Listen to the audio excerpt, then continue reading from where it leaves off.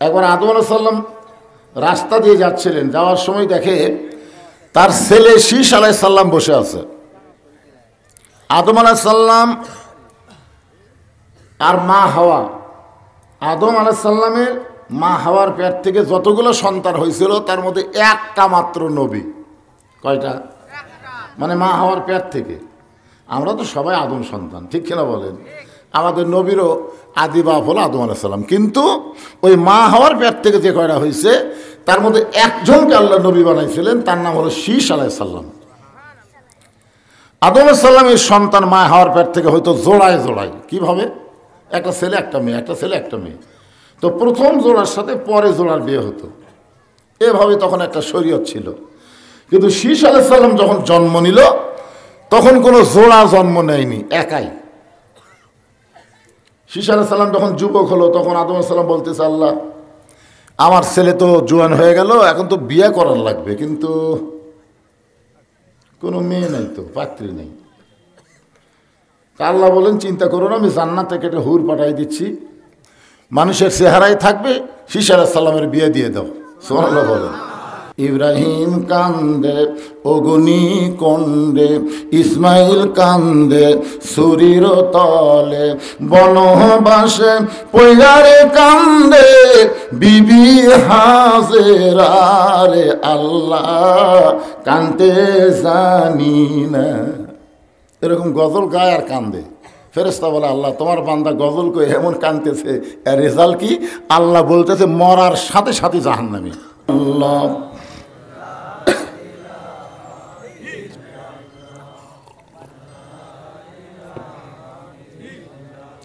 সবাই সবাই মাঝে মাঝে না, সবাই পড়েন লা ইলাহা ইল্লাল্লাহ। মরণের কালে বুঝিতে পারিবা, কবরে গেলে বুঝিতে পারিবা, এই কলে মার কত গুণ। লা ইলাহা ইল্লাল্লাহু বলরে মুমিনগণ, লা ইলাহা ইল্লাল্লাহ, লা ইলাহা।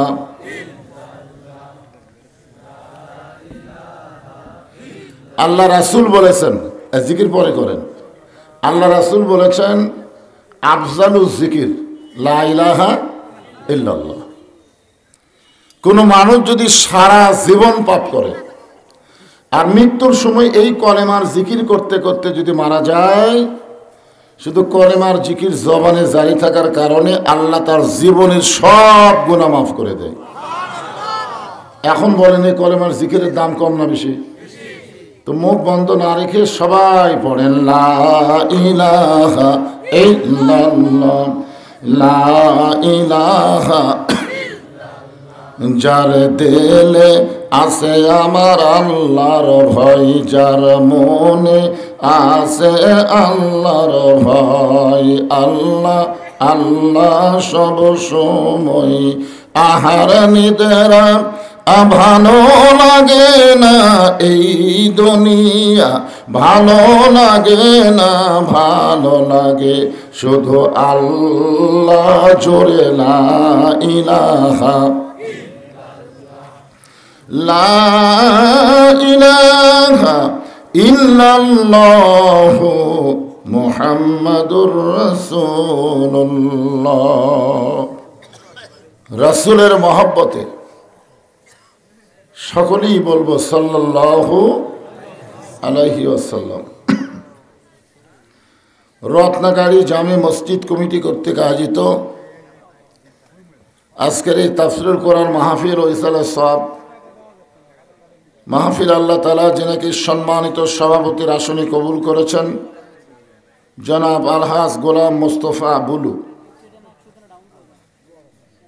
আজকের এই মাহফিলের সম্মানিত সহ-সভাপতি জনাব মোহাম্মদ আব্দুল ওয়াহিদ,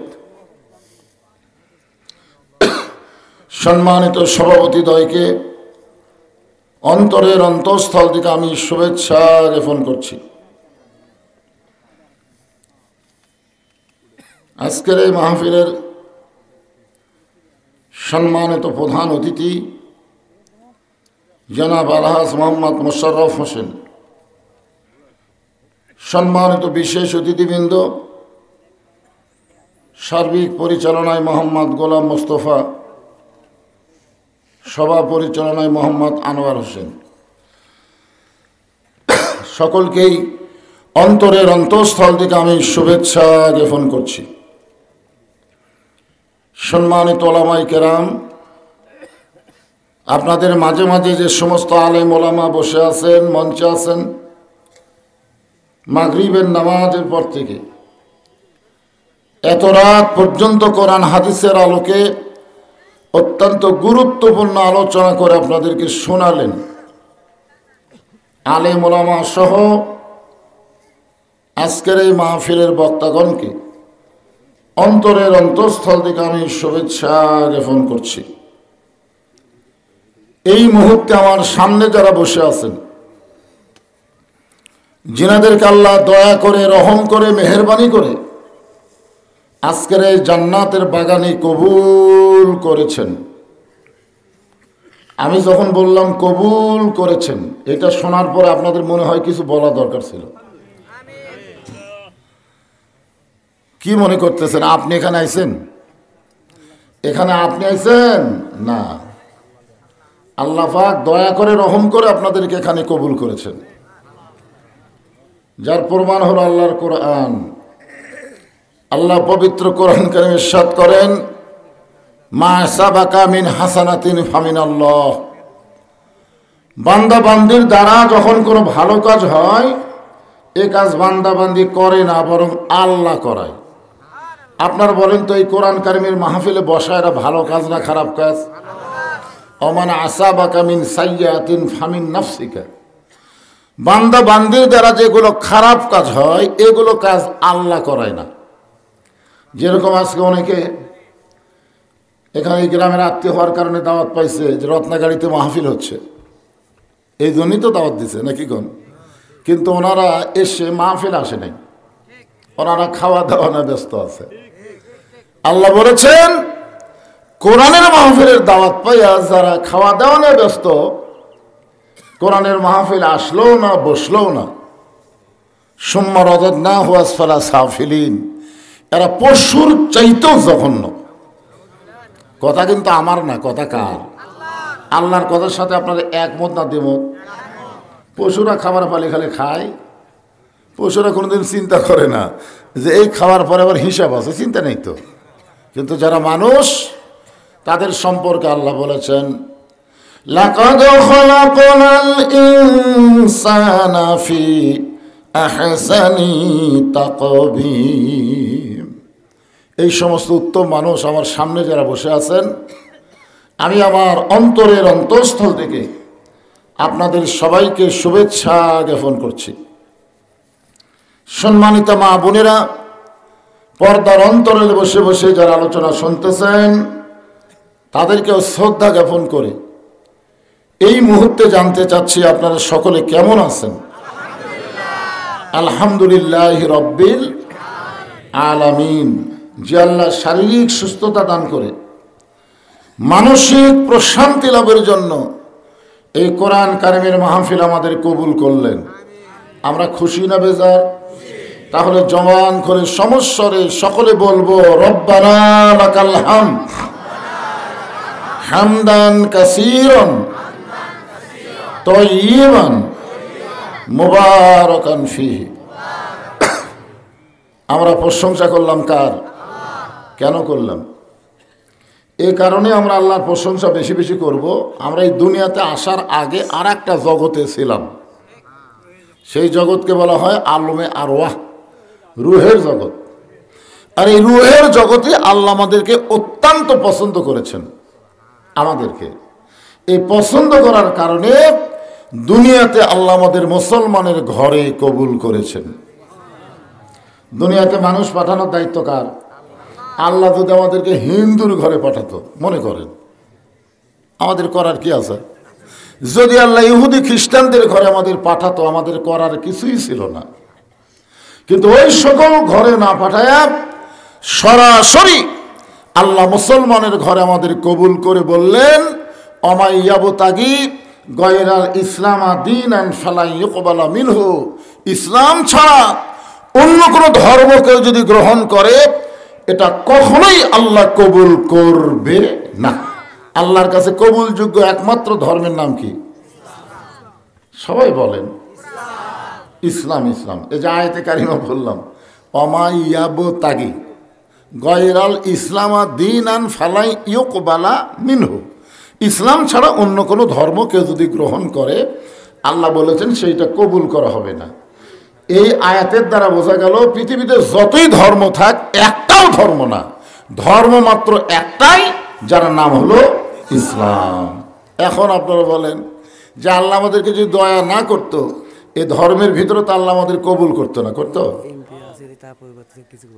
যাই আসুক ও আর শুনবে, বক্তা টেজর দিয়ে কোরআন শরীফ বাদ দেওয়া অন্য কাউরে দেওয়া যাবে না, এটা নিয়ম না। যাই আসুক এখন আর কোনো চান্স নাই, চান্স হবে মোনাজাতের পরে। হ্যাঁ, একটু মনোযোগ দিয়ে শুনবেন যে ইসলাম ছাড়া অন্য কোনো ধর্ম আল্লাহ কবুল করবে না। ইমাম মালিক রহমতুল্লাহ আলাইকে একজন প্রশ্ন করছে যে হুজুর, পৃথিবীর ভিতরে সবচাইতে শ্রেষ্ঠ ধর্ম কোনটা? এই প্রশ্নটাতে খেয়াল করবেন, পৃথিবীর ভিতরে সবচাইতে শ্রেষ্ঠ ধর্ম কোনটা? ইমাম মালিক বললেন এরকম প্রশ্ন করা হলো কবিরা গুনাহ। পৃথিবীর মধ্যে ধর্ম তো একটাই, তার মধ্যে আবার শ্রেষ্ঠ কি? যখন 10টা ধর্ম থাকে তার মধ্যে শ্রেষ্ঠ থাকে, কিন্তু আল্লাহর আয়াত অনুযায়ী ধর্ম কয়টা? তাহলে শ্রেষ্ঠ তো বলা যাবে না, ধর্ম একটাই, তার নাম হলো ইসলাম। আর সেই ইসলামের ভিতরে জন্ম নেওয়া আমরা হলাম মুসলমান। হ্যাঁ, কথাটা মনোযোগ দিয়ে শুনবেন। আমি এখনো ওয়াজ শুরু করিনি, কেবল করবার চাচ্ছি, ঠিক কিনা বলেন? তাও ভালো, অতিথিগুলো এখন আইছে। হ্যাঁ, কেবল শুরু করবার চাচ্ছি। হ্যাঁ, 2-4-5 মিনিট এখন দেওয়া যাবে। হ্যাঁ, আর 2 মিনিট হোক 5 মিনিট হোক, শুরু তো করিনি, কেবল করার চান্সত যাচ্ছি। হ্যাঁ, আসলে বুঝি না। আমি কিছুদিন আগে এক মাহফিল, এটা হচ্ছে আপনার কালাইয়ের মধ্যে, আমি ওয়াজ শুরু করার আধ ঘন্টা পরে অতিথি আসলো। আমি বললাম ভাই আপনি এখানে কতক্ষণ আগে আইছেন? 1 ঘন্টা আগে। তো 1 ঘন্টা আগে আসলে আপনি এখন আসলেন কেন? আগে তো লোক নাই হুজুর। তো লোক নাই তো আমরা আছে কি বলবো? এই দেরি করেন আমি বলে দিচ্ছি। তো এখন ব্যাপারটা হলো মাহফিল টইটুম্বুর হয়ে গেছে, ভরে গেছে। আমি ওনাদেরকে অনুরোধ করব যে আপনারা খুব অল্প সময়ের মধ্যে শুধুমাত্র শুভেচ্ছা বক্তব্য দিবেন, ঠিক কিনা বলেন? অন্য কোনো বক্তব্য দেওয়ার দরকার নেই। এটা যদি আমি আসার আগে করতেন, 8 ঘন্টা ধরে করতেন, অসুবিধা নেই। যেহেতু উঠে গেছি, এরপর একটা সমস্যা হয় না। ওয়াজ কিন্তু আমার একটা বিষয়, যেটা শুরু করলে সহজে ব্রেক দিলে ক্ষতি হয়ে যায়। তো এখনো শুরু করিনি, কেবল মোশন হচ্ছে। ঠিক আছে, লেন ঘোষণা করে দেন। লা ইলাহা ইল্লাল্লাহু মুহাম্মাদুর রাসূলুল্লাহ। সকলে বলি সাল্লাল্লাহু আলাইহি ওয়াসাল্লাম। যে সমস্ত নেতৃবৃন্দ আজকে উপস্থিত হয়েছেন, আমরা সকলেই তাদেরকে শুভেচ্ছা স্বাগতম জানাই। বিশেষ করে দেশ নেত্রী বেগম খালেদা জিয়া অসুস্থ, তিনি অত্যন্ত মারাত্মক অসুস্থ, তার জন্য সুস্থতার দোয়া করি, আল্লাহ তাকে পুরোপুরি সুস্থতা দান করুক। জোরে কোন আমিন, সবাই বলে আল্লাহুম্মা আমিন। আর মোশাররফ ভাই তো বুঝতেছেন, চেহারাও যেরকম সুন্দর, ব্যবহারও সেরকম সুন্দর। জোরে কোন ঠিক না? মানুষটা আসলে খুব নরম মানুষ। আমি কয়েকদিন আগে দাসগ্রাম গেছিলাম, ওখানে উনি আসতে পারেন নাই। খুব কাজ চলতেছে এখন, সরকারিগত না তো পার্টিগত কাজ, বুঝছেন? তা আলহামদুলিল্লাহ আমরা তার জন্য দোয়া করি। মোশাররফ ভাইয়ের পক্ষ থেকে এখানে কোনো ঘোষণা হয়েছে নাকি? কিছু দেওয়ার ঘোষণা হয়েছে? হ্যাঁ, কিছু দিছে? আচ্ছা আচ্ছা, ঠিক আছে, কিছু দিছে, যেটা দিছে সেটা এখন ঘোষণা দেওয়া যাবে না।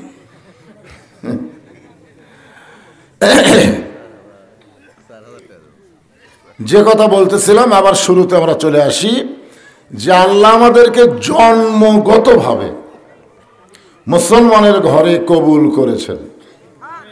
খুশি না বেজার? আচ্ছা, অন্য ধর্মে জন্ম নিয়ে মুসলমান হয়ে মরা সহজ না কঠিন?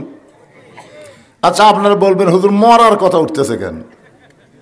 আল্লাহ কোরআনে বলেন, ইয়া আইয়ুহাল্লাযীনা আমানু তাকুল্লাহা হাক্কা তুকাতিহি ওয়া লা তামুতুন্না ইল্লা ওয়া আনতুম মুসলিমুন। এই আয়াতের বাংলা অর্থ কি? যে মুসলমান না হয়ে তোমরা কেউ মরো। তার মানে বোঝা গেল মুসলমানের ঘরে যারাই জন্ম নেয় তাদের জন্য মুসলমান হয়ে মরা খুবই সহজ। সুবহানাল্লাহ। হয় না? নবীর চাচা নাম শুনছেন? আবু তালেব, যিনি নবীকে লালন পালন করছেন। আল্লাহ রাসূল বলেছেন যে মায়ের পেটে থাকতে আমি এতিম হয়ে গেছি। মায়ের পেটে থাকতেই নবী কি এতিম, কিন্তু দুনিয়াতে আসার পরে আমি এতিম ছিলাম না। সাহাবারা জিজ্ঞাসা করলেন, ইয়া রাসূলুল্লাহ, মায়ের পেটে থাকতে আপনি এতিম হলেন, অথচ দুনিয়াতে আসার পরে আপনি এতিম ছিলেন না, এটা কেমন কথা? রাসূল বললেন, ভাগ্য গুণে এমন একটা চাচা পাইছিলাম, যেই চাচা আমাকে এমন দরদ দিয়ে লালন পালন করেছে, আমার যে বাবা নাই এটা কখনোই আমি বুঝতে পারিনি। অথচ এই চাচা জাহান্নামে যাবে। মারাত্মক কথা। নবীকে যিনি কোলে নিলেন, কাকা নিলেন, নিজে না খাইয়া নবীরে খাওয়ালেন, অথচ এই মানুষটা জাহান্নামে যাওয়া ভালো লাগে? কারণ কি? কারণ হলো নবী তার কাছে গিয়ে বললেন, চাচা মরেই যখন যাচ্ছেন, মরার আগে খালি একটা বার বলেন লা ইলাহা ইল্লাল্লাহ, আমি আপনাকে হাত ধরে জান্নাতে ঢুকিয়ে দিব। এত বড় কথা নবী বলার পরেও চাচা বললেন, মরি যখন যাচ্ছে বাবা, বাপ দাদার ধর্ম ছাড়বো না। দেখছেন? মানে যাই যে ধর্ম পালন করে মনে করে এটা তারইটাই আসল। হিন্দুরা মনে করতে আমাকেরটা আসল, ইহুদি মনে করে আমাকেরটা আসল, খ্রিস্টান মনে করে আমাকেরটা আসল, বৌদ্ধ মনে করে আমাকেরটা আসল। আসলে একটাও ধর্ম নাই, ধর্ম একটাই, তার নাম হলো ইসলাম। ইন্নাদ-দীনা ইনদাল্লাহিল ইসলাম। এখন আমরা সেই ইসলামের ভিতরের মুসলমান। প্রশংসা আমাদের কম হবে না বেশি হবে? জবান খুলে বলি আলহামদুলিল্লাহ। আল্লাহর প্রশংসা করার 2 নম্বর কারণ হলো, আছেন আমার মুক্তার, আছেন আমার বারিস্টার, শেষ বিচারের হাইকোর্টেতে তিনি আমায় করবেন পার, আমি পাপী রাসূল জাবিন্দার। বুঝতে পারছেন? কে করলো রে? বুঝতে পারেননি তো? এই গান বুঝতে পারছেন? আল্লাহ যখন হাকিম হবে, আমরা যখন আসামি হব, ওই সময় আমাদের নবী উকিল হয়ে, বারিস্টার হয়ে আমাদেরকে সুপারিশ করে জান্নাতে পৌঁছায় দিবে। এমন নবীর উম্মত হওয়া হলো ভাগ্যের ব্যাপার। একবার আদম আলাইহিস সালাম রাস্তা দিয়ে যাচ্ছিলেন, যাওয়ার সময় দেখে তার ছেলে শীষ আলাইহিস সালাম বসে আছে। আদম আলাইহিস সালাম আর মা হাওয়া, আদম আলাইহিস সালামের মা হাওয়ার পেট থেকে যতগুলো সন্তান হয়েছিল তার মধ্যে একটা মাত্র নবী। কয়টা? মানে মা হাওয়ার পেট থেকে। আমরা তো সবাই আদম সন্তান, ঠিক কিনা বলেন? আমাদের নবীরও আদি বাপ হলো আদম আলাইহিস সালাম, কিন্তু ওই মা হাওয়ার পেট থেকে যে কয়টা হয়েছে তার মধ্যে একজনকে আল্লাহ নবী বানাইছিলেন, তার নাম হলো শীষ আলাইহিস সালাম। আদম আলাইহিস সালামের সন্তান মা হাওয়ার পেট থেকে হয়তো জোড়ায় জোড়ায়। কিভাবে? একটা ছেলে একটা মেয়ে, একটা ছেলে একটা মেয়ে। তো প্রথম জোড়ার সাথে পরে জোড়ার বিয়ে হতো, এভাবে তখন একটা শরীয়ত ছিল। কিন্তু শীষ আলাইহিস সালাম যখন জন্ম নিল তখন কোনো জোড়া জন্ম নেয়নি, একাই। শীষ আলাইহিস সালাম যখন যুবক হলো তখন আদম আলাইহিস সালাম বলতেছে, আল্লাহ আমার ছেলে তো জোয়ান হয়ে গেল, এখন তো বিয়ে করার লাগবে, কিন্তু কোনো মেয়ে নাই, তো পাত্রী নেই। আল্লাহ বলেন, চিন্তা করো না, আমি জান্নাত থেকে একটা হুর পাঠাই দিচ্ছি, মানুষের চেহারায় থাকবে, শীষ আলাইহিস সালামের বিয়ে দিয়ে দাও। সুবহানাল্লাহ বলেন। সর্বপ্রথম এ দুনিয়াতে জান্নাতের হুরকে বিয়ে করেছে আদম নবীর ছেলে নবী শীষ আলাইহিস সালাম। আদম আলাইহিস সালাম রাস্তা দিয়ে যাওয়ার সময় দেখে ছেলে শীষ বসে আছে, কিন্তু বসার সাইজ ভালো না। এই যে আপনারা বসে আছেন, বসার একটা সাইজ নাই, যেরকম আছে না নাই? এখন যে হারে পিট পিট করে লোক আসতেছে, কিছুক্ষণ পরে দেখা যাবে যে আর আসতেছে না। এই জন্যে আপনারা যারা বসে আছেন শীতের দিন কারো সামনে যদি একটু ফাঁকা থাকে, আল্লাহর হস্তে, কার হস্তে? বক্তার হস্তে না, বক্তার হস্তে না, আল্লাহর হস্তে। কোন নেতার হস্তে, বক্তার হস্তে বললে নাও যদি নড়েন পাপ হবে না, কিন্তু আল্লাহর হস্তে বলার পরে জায়গা না থাকলেও একটা ঝাঁকি দিয়ে সামনে না থাকলেও, কারণ কার হস্তে কইছি? হ্যাঁ, সামনে থেকে এসেছে যে বসেন, যারা আসতেছে ওরা তো আসবে, ওরা পিছনে বসবে। একটু মনোযোগ দিয়ে শোনেন। আদম আলাইহিস সালাম বলেন, বাবা শীষ এরকম বেসাইজ হয়ে বসে আছো কেন? শীষ বলতেছে, বাবা আমার মধ্যে একটু গরম গরম ভাব। আদম বলে, কিসের গরম? বলে, আমার ভাগ্য এত ভালো। শীষ আলাইহিস সালাম বলতেছে, আমার ভাগ্য এত ভালো যে আমার বাবা আল্লাহর নবী, আমি নিজেও আল্লাহর নবী, আর বউ পাইছি বেহেশতের হুর। সুবহানাল্লাহ। পরে করেনি, আগে পরে পরে আগে শোনেন। কয়ে বেলা দিচ্ছেন, কি করুন, ঝাঁকির মাথাত কয়ে দিচ্ছে আর কি।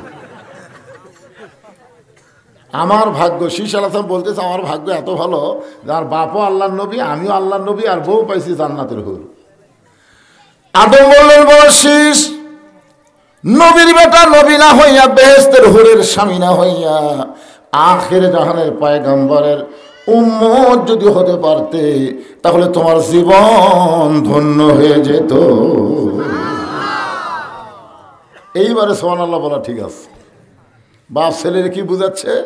নবীর বেটা নবী না হইয়া, বেহেশতের হুরের স্বামী না হইয়া, আখিরে জাহানের পয়গম্বর নবী মুহাম্মদের উম্মত যদি হতে পারতে তোমার জীবন ধন্য হয়ে যেত। শীষ বলে, বাবা এটা কেমনে? বলে, তুই বুঝবি না, আমি বুঝেছি। আমি একটা ভুল করার কারণে 350 বছর কান্নাকাটি করছি। একটা মাত্র ভুল। সে ভুলটা কি কন্ত? গন্ধম ফল খাওয়া। সে ভুলটা হলো, তোমার মায়ের দিকে আমার খেয়াল ছিল না। যখন আল্লাহ আদমকে জান্নাত থেকে বের করে দিচ্ছেন, আদম বলতেছে, আল্লাহ আমার তো কোনো দোষ নাই। আল্লাহ বলে, তোমার দোষ নাই, সেটা তো আমিও জানি। আদম বলতেছে, আমি গন্ধম গাছের কাছে যাইনি, গন্ধম ফল খাইনি, হাওয়া ধামাক খাওয়াছে, বুঝবার পারিনি। যখন বুঝবার পারছি শরবতের মধ্যে গন্ধম মিশানো আছে, তখন ডান হাত মুখের মধ্যে দিয়ে রক্ত বমি করছি। বলো তো আল্লাহ আমার দোষ কোথায়? আল্লাহ বলছে, তোমার কোনো দোষ নাই, কিন্তু হাওয়া তোমার কে হয়? কয়, হাওয়া তোমার বউ হয়। তো তোমার বউ গন্ধম গাছের কাছে গেছিল, তুমি তখন কোথায় ছিলে? আদম কয়, আল্লাহ আমি তো খেয়াল করিনি। তোমার বউ যে গন্ধম ফল গাছের থেকে পারলো, তখন তুমি কোথায় ছিলে? আমি খেয়াল করিনি। গন্ধম যে খাইলো, তুমি কোথায় ছিলে? আমি খেয়াল করি। গন্ধম যে পিসা শরবত করলো, তখন তুমি কোথায় ছিলে? খেয়াল করিনি। তো বিয়ে করবো তুমি, খেয়াল করবো আমি? আল্লাহ বলতেছে, বিয়ে করবা তুমি আর খেয়াল করবো আমি? যে বইয়ের প্রতি খেয়াল হয় না, বউ যত পাপ করে, পাপ শুধু বইয়ের হয় না, স্বামীরও হয়। আজকে আপনার বউ কি করতেছে, আপনি স্বামী হিসাবে খেয়াল করবেন না? আপনার বউ নিজের বাড়ির আত্মীয় স্বজনকে শেয়ারে খাওয়ায়, আর আপনার বাপ মা ওদের খাওয়ায় না, খেয়াল করবেন না? করছেন খেয়াল? অ্যাঙ্গেলে ডোজ, অ্যাঙ্গেলের দিন শেষ, এখন ডাইরেক্টের বাংলাদেশ। জোরে কথা দেখবেন, আরো অ্যাঙ্গেল। হাসিনা আছে গেলে পাগলা, কিসের অ্যাঙ্গেল?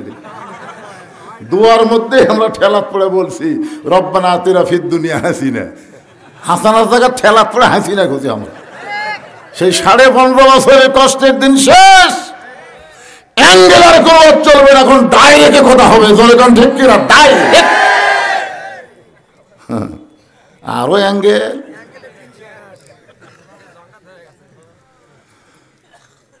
আদম বলতেছেন, বাবা শেষ একটা মাত্র ভুল করার কারণে 350 বছর আমি কেঁদেছি।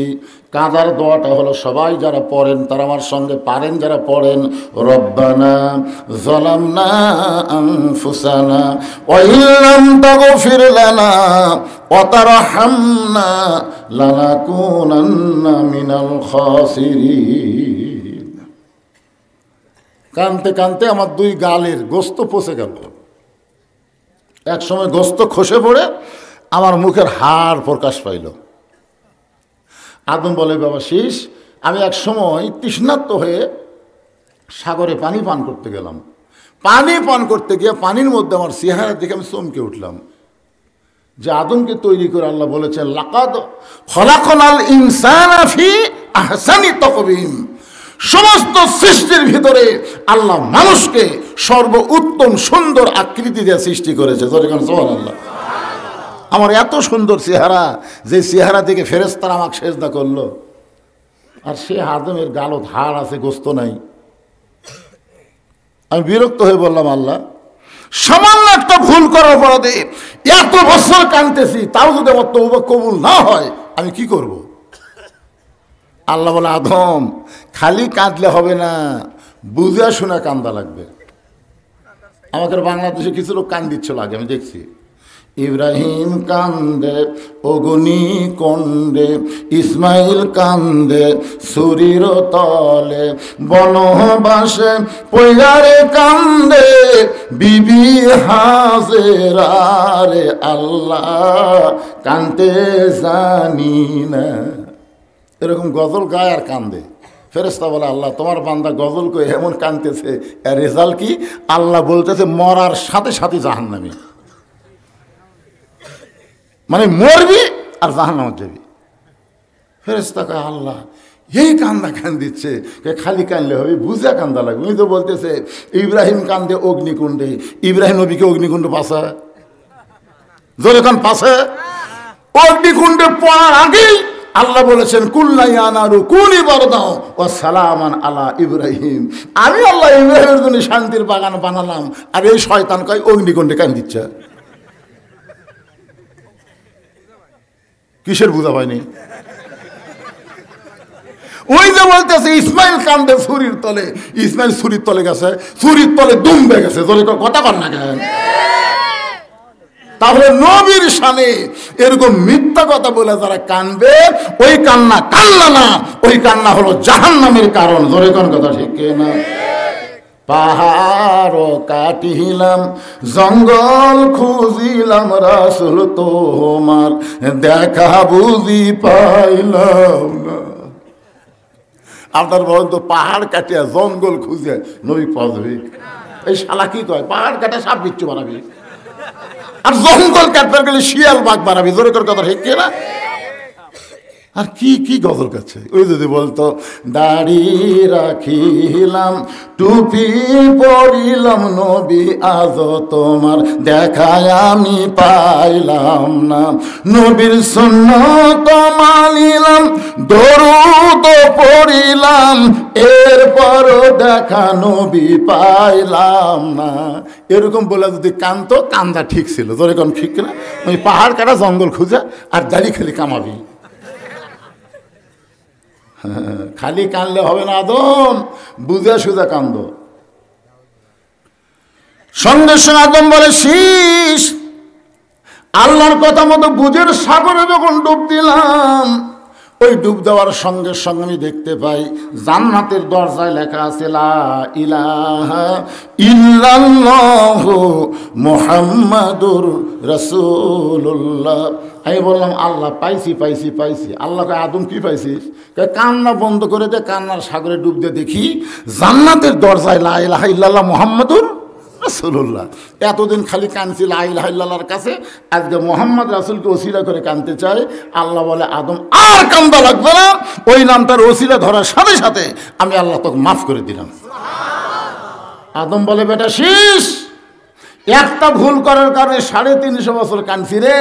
আর ওই নবীর উম্মতেরা যদি সারা জীবন অপরাধ করে, সারা জীবন যদি পাপ করে, আর কোন এক সময় মাছির মাথার মতন সামান্য পানি চোখ দিয়ে বের করে যদি বলে, আল্লাহ মাফ করে দাও, বিশ্ব নবীর উম্মত হওয়ার খাতিরে আল্লাহ তার জীবনের সব গুনাহ মাফ করে দেবে। শীষ বলতেছে, বাবা, নবীর বেটা নবী না হয়ে বেহেশতের হুরের স্বামী না হইয়া ওই নবীর উম্মত যদি হতে পারতাম, আমার জীবন বড় ধন্য হতো। আদম বলে, শীষ, ওই নবীর উম্মত হবার চাইলে হওয়া যাবে না, ওই নবীর উম্মত হতে ভাগ্য লাগে। জোরে কোন কি লাগে? তাহলে আমার সঙ্গে সবাই বলেন, এ ভাই মাইকে ভম ভম করে করে, ভম ভম করতেছে, ভম ভম করে চলবে না। সবাই আমার সঙ্গে বলবেন, নবী না হয়ে দুনিয়ার, না হয়ে ফেরেশতা আল্লাহর, হয়েছি উম্মত আপনার, তার তরে শুকুর। এটা শুনবার চাইছিলাম আমি। তার তরে শুকুর 1000 বার না, এই 1000 যখন কষে তখন 1 কেজি গোস্ত দাম কত ছিল? হ্যাঁ, এই গজলটা যখন লিখছে আপনারা জানেন, তাড়াতাড়ি শুকুর 1000 বার, তখন কেজি আসলো না, এক গরুর দামই আসলো 40 টাকা। এক গরুর দাম যখন 40 টাকা, তখন যদি 1000 কয়, আর এখন 1 কেজির দাম 650 টাকা, তখনও 1000। তখনকার মানুষ 1000-এর উপরে হিসেবে জানতো না। আমার দাদা দাদি গেছি 20 করে হিসেব করতো, 1 কোটি, 2 কোটি, 3 কোটি, মানে 20 পর্যন্ত জানে, এরপরে জানে না। সেই সময় লেখছে 1000। এখন আর 1000-এর খাওয়া আছে। সবাই বলবেন তার তরে শুকুর কোটিবার। কোটিবার বলতে পারবেন না? তার তরে শুকুর কোটিবার, আলহামদুলিল্লাহ, মাশাআল্লাহ। আল্লাহর প্রশংসা করার কারণ এই যে কোরআন শরীফ ছিল না পেজে, আমি নিয়ে আসলাম।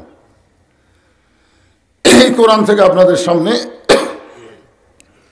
2টা আয়াতের আমি তাফসির করব। তার আগে আমি জানতে চাচ্ছি আপনাদের কাছে, এই কোরআনের মধ্যে কোনো সন্দেহ? সবাই বলা লাগবে। এই কোরআনে কোনো ধোঁকা? এই কোরআনে কোনো গোঁসামিল? আচ্ছা, যে আইনটা বর্তমান বাংলাদেশ চলতেছে, এই আইনের মধ্যে সন্দেহ, ধোঁকা, গোঁজামিল? যে সংবিধান দিয়ে আমাদের বাংলাদেশ চলতেছে, এই সংবিধানের মধ্যে সন্দেহ, গোঁজামিল, ধোঁকা? তাহলে যে আইনটা বাংলাদেশ চলে, সে আইনে যদি সন্দেহ থাকে, ভুল থাকে, ধোঁকা থাকে, যে সংবিধানটা বাংলাদেশ চলতেছে, সেই সংবিধানে যদি ভুল থাকে, ধোঁকা থাকে, সন্দেহ থাকে, তাহলে এগুলো সব বাদ দিয়ে আগামীতে আমাদের বাংলাদেশে আল্লাহর কোরআন আমরা দেখতে চাই। জোরে কোন কথা ঠিক না? কারা কারা দেখতে চান? 2 হাত তুলে আল্লাহরে দেখান। হাত নামান। সব দেখা হলো শেষ, আগামীতে দেখব কোরআনের বাংলাদেশ। রাজি আছেন? আলহামদুলিল্লাহ। ভুয়াবাজি আর বাংলাদেশে চলবে না।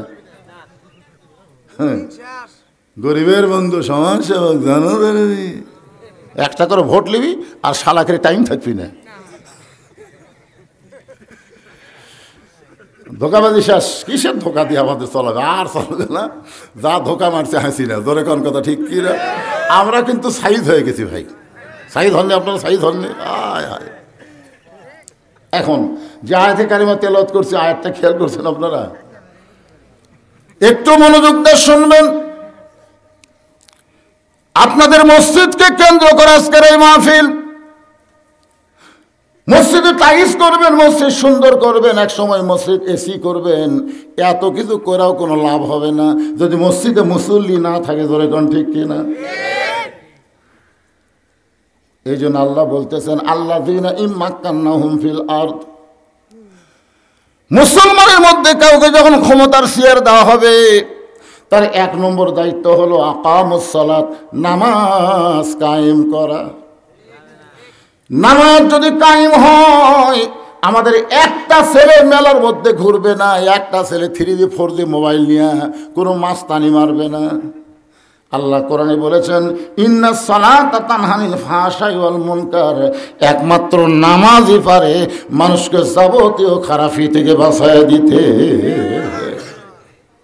মসজিদকে কেন্দ্র করে মাহফিল। লাইলাতুল মেরাজে রাসূল যখন আল্লাহর কাছে গেলেন, আল্লাহ তখন রাসূলকে 5 ওয়াক্ত নামাজ দিলেন। আমি এখানে আসার পরে এশার নামাজের পর এক বক্তা ওয়াজ করতে বলতেছেন, আল্লাহ রাসূলকে 50 ওয়াক্ত নামাজ দিছিল, কিন্তু রাসূল 5 ওয়াক্ত লিয়ে আইছেন। ওই বক্তা হাদিস ঠিকই বলছে, কিন্তু একটু কথা বাদ দিছে। সেটা হলো, আসার সময় মুসা আলাইহিস সালামের সাথে দেখা হয়েছিল। আগে থেকে আপনারা শোনেননি? মুসা আলাইহিস সালাম বলল, আল্লাহ কি দিল? তো 50 ওয়াক্ত নামাজ দিছে। পারবি না, কুমালি আসেন। তো নবী আবার গেল, 5 ওয়াক্ত কুমার দিল। মুসা সালাম বললেন পারবে না। নবী আবার গেল, এভাবে নবী 9 বার গেল। কয়বার গেল? শেষে 5 ওয়াক্ত নামাজ। তারপরে মুসা সালাম বলতেছে 5 ওয়াক্ত পারবে না। নবী বলেন বারবার এ ওয়াজ বক্তা করছে। শ্রোতারা শুনে যাচ্ছে আর বাড়ি যাচ্ছে আর বলতেছে যদি মুসা নবীর সাথে দেখা না হতো। মানে আমাদের বাংলাদেশের শ্রোতারা তোর চালাক কম লয় রে ভাই। যাচ্ছে আর বলতেছে যদি লেখা না হতো। এমনি তো 3 ওয়াক্ত তাড়াতাড়ি, তাই আমাকে বিরক্ত লাগে। এটা আসর মাগরিব এশা তাড়াতাড়ি না, মানে একটা শেষ হতে আরেকটা, একটা শেষ হতে আরেকটা, তাই বিরক্ত লাগে। কে রে এত ঘন ঘন নামাজ হলে হয়? তাহলে 50 ওয়াক্ত নামাজ 24 ঘন্টার মধ্যে যদি পড়া লাগতো, আমাদের সংসার হতো প্রতি ঘন্টায় 2 ওয়াক্ত কামই সারা। আসলে নামাজ জিনিসটা আমাদের বোঝা লাগবে। কোরআনের কোনো জায়গায় আল্লাহ নামাজ পড়ার কথা বলেনি, কোনো জায়গাতে বলেনি। আপনার কোরআন সব পড়েন, প্রথমেই দেখেন আপনার কোরআনের সর্বসাকল্যে 82 বার বলছে। কতবার? একটু মনে রাখেন না বাবা, কতবার? 82 বার। প্রথমে আপনারা একটু দেখেন আল্লাহ কি বলতেছেন। জালিকাল কিতাবু লা রাইবা ফীহি হুদাল লিল মুত্তাকিন আল্লাযীনা ইউমিনুনা বিল গায়বি ওয়া ইউকিমুনাস সালাত। কি বুঝলেন? আল্লাহ বলছেন নামাজ পড়ো, নামাজ পড়ার কথা বলছে। আল্লাহ বলতেছেন নামাজ প্রতিষ্ঠা করো। এখন এই প্রতিষ্ঠা বাংলা আপনার অনেকে বোঝেন না। মনে করেন এখানে আমরা যত মানুষ বসে আছি, আমরা সবাই কাপড় পরা প্রতিষ্ঠা হয়ে গেছে, যার কারণে একটা মানুষের ন্যাংটা নেই। কেউ পাঞ্জাবি পরছে, কেউ লুঙ্গি পরছে, কেউ পায়দা পরছে, কেউ শার্ট গাউত দিছে, কিন্তু কাপড় সবাই পরিছে। জনগণ কথা ঠিক কিনা? আমাদের বাংলাদেশে কাপড় পরা প্রতিষ্ঠা হয়ে গেছে। এখন যদি কোনো মানুষ ন্যাংটা হয়ে আপনাদের মাঝখানে এসে বসবার চায়, এখানে আবালটা ন্যাংটা কিছুই নাই, ওই ন্যাংটা হয়ে আপনাদের মাঝখানে এসে বসবি, আপনারা কারা কারা জায়গা দেবেন? এই ন্যাংটা আমার কাছে আরে ভাই ন্যাংটা ডাক দেবেন? বরং সবাই বলবে কোনো ন্যাংটার জায়গা কাপড়ওয়ালার মধ্যে হবে না। ধরে কোন কথা ঠিক কিনা? হয় কাপড় পর, না হয় সমাজ ছাড়। আজকে ন্যাংটাকে দেখে যেরকম আপনাদের খারাপ লাগবে, নামাজ যেদিন কায়েম হবে সেদিন বেনামাজিদের দেখলে আপনাদের ন্যাংটার মতো মনে হবে। হ্যাঁ, কাপড় পরা যেমন প্রতিষ্ঠা হয়ে গেছে, নামাজ পড়াটাও তেমন প্রতিষ্ঠা হওয়া লাগবে। এই কথায় আল্লাহ কোরআনে 82 বার বলেছেন। নবুয়তের 10ম বৎসরে আল্লাহ নবীকে মেরাজ করে নামাজ দিলেন। নবুয়তের 10ম বৎসরে নবী যখন 5 ওয়াক্ত নামাজ নিয়ে চলে আসলেন, কাবার হেরেমের মধ্যে নবী ফজরের নামাজ আদায় করে যেই মাত্র বের হচ্ছেন, এমন সময় একজন মানুষের সঙ্গে দেখা। তার নাম হলো আবু জেহেল। নাম কি? এখানে হাজী সাহেবকে আপনি হজ করছেন? আপনি করছেন? জানি। আমি তো প্রথমে 11 সালে মক্কা যায় আবু জেহেলের বাড়ির যে চিন্তা করতেছি, আবু জেহেলের বাড়িতে এর মতন ভাগ্যবান কেউ নেই। কারণ আবু জেহেলের বাড়ির থেকে মাত্র 200 গজ দূরে কাবা, আর 150 গজ দূরে নবীর বাড়ি। কি কথা! পশ্চিমে লা ইলাহা ইল্লাল্লাহ আর পূর্বে হচ্ছে মুহাম্মাদুর রাসূলুল্লাহ। এত ভালো জায়গা থেকেও ভালো নয়। মসজিদের পাশে অনেকের বাড়ি আছে, আপনাদের মসজিদের পাশে বাড়ি নাই। মসজিদ থেকে আকামত শোনা যায়, এরপরেও নামাজ পড়ে না। এই কিন্তু আবু জেহেলেরই লোক। তাহলে আপনাদের সমাজের মধ্যে বসবাস করতেছে, তলে তলে কার লোক? আজকে হাসিনা পলানোর পরে যারা আফসোস করে, এরা কিন্তু বাংলাদেশের জন্ম না, এরা হলো ভারতের প্রোডাক্ট। জোরে কোন কথা ঠিক কিনা? আপনারা বলেন তো, হাসিনা পয়লা কোন দেশত গেল? কেন গেল? কারণ ভারতের কাছে হাসিনার একটা দরখাস্ত লেখা আছে, আমি যেভাবেই হোক বাংলাদেশকে ভারতের অঙ্গরাজ্য বানাবই, অঙ্গরাজ্য বানাবই। কিন্তু এর মধ্যে এই অকাণ্ড হয়ে গেল, যার কারণে ভারত কিন্তু বাংলাদেশের খুব ক্ষেপে গেছে। আজকে ফেসবুক দেখছেন, ভারতের একটা নায়ক যাকে সবাই বলে ফাটাকেষ্ট, জোরে বলেন কি কয়? ফাটাকেষ্ট। মিঠুন চক্রবর্তী আজকেই লিখেছে যে বাংলাদেশকে দখল করতে আমাকে 15 দিন লাগবে না,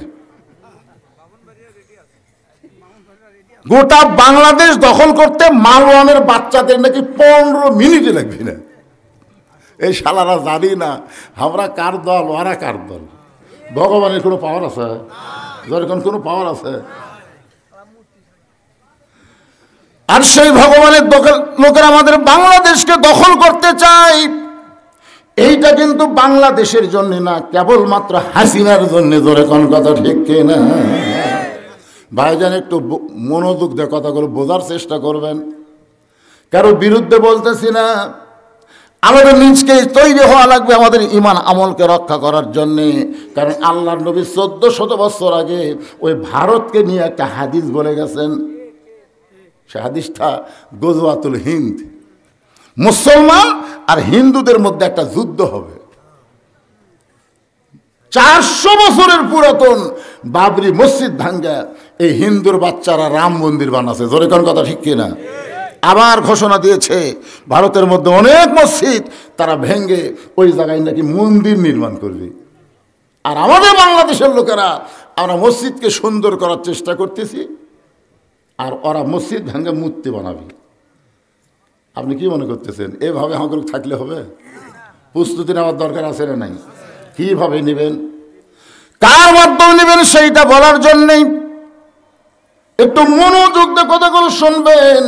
আল্লাহ নবীর ফজরের পরে যার সঙ্গে দেখা হলো তার নাম হলো আবু জেহেল। আবু জেহেল আল্লাহ নবীর চেহারার দিকে তাকায় বলতেছে, বাজান সন্ধ্যার সময় দেখেছি তুমি সুন্দর, সন্ধ্যার সময় দেখেছি তুমি সুন্দর, কিন্তু সকালবেলা দেখতেছি তুমি অতীব সুন্দর। আবু জেহেল প্রশংসা করতেছে, সুবহানাল্লাহ কোয়া যাবে না? হ্যাঁ, বলতেছে বাবা সন্ধ্যার সময় দেখলাম তুমি সুন্দর। আসলে আমাদের নবী কি কেমন সুন্দর? 400 গ্রহ তারা তারি নূরের ইশারা, নইলে যে অন্ধকারে ডুবিত এই ধরনী। সবাই বলেন নবী মোর পরশমণি, নবী মোর সোনার খনি, নবী নাম ভাবে যেজন সেই তো দোজা হানের ধ্বনি। সাল্লাল্লাহু।